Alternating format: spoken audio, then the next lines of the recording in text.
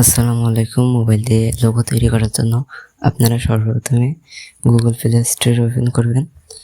Google play store open করার পরে এখানে সার্চ বারে গিয়ে সার্চ দিবেন ক্যানভা অ্যাপসটা ইনস্টল করে ওপেন করবেন।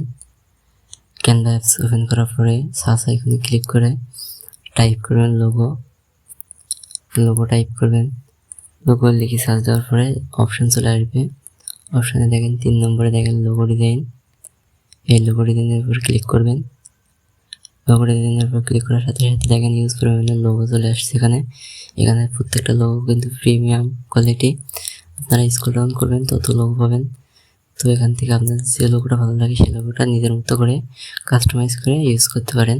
দেখেন এখানে অনেক লোগো আছে, তো আমি আপনাদের দেখানোর জন্য একটা লোগো নিলাম।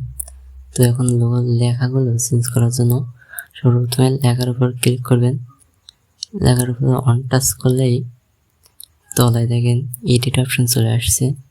আমি দেখিয়ে দিচ্ছি, দেখেন এডিটে ক্লিক করবেন।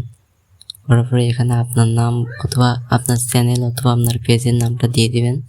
আমি আমার নামটা দিয়ে দিলাম, নামটা দিয়ে টিক করে দিবেন। তো আমি তলার লেখাটাও চেঞ্জ করে দিলাম। তারপরে এখন গ্যালারিতে লোগোটা সেভ করার জন্য আপনারা উপরে দেখেন কর্নারে একটা আইকন আছে, এখানে ক্লিক করবেন। করলে কিন্তু আপনাদের গ্যালারিতে ফটোটা সেভ হয়ে যাবে।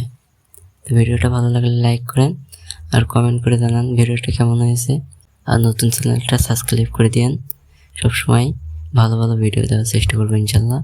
আজ এই পর্যন্ত, আল্লাহ হাফেজ।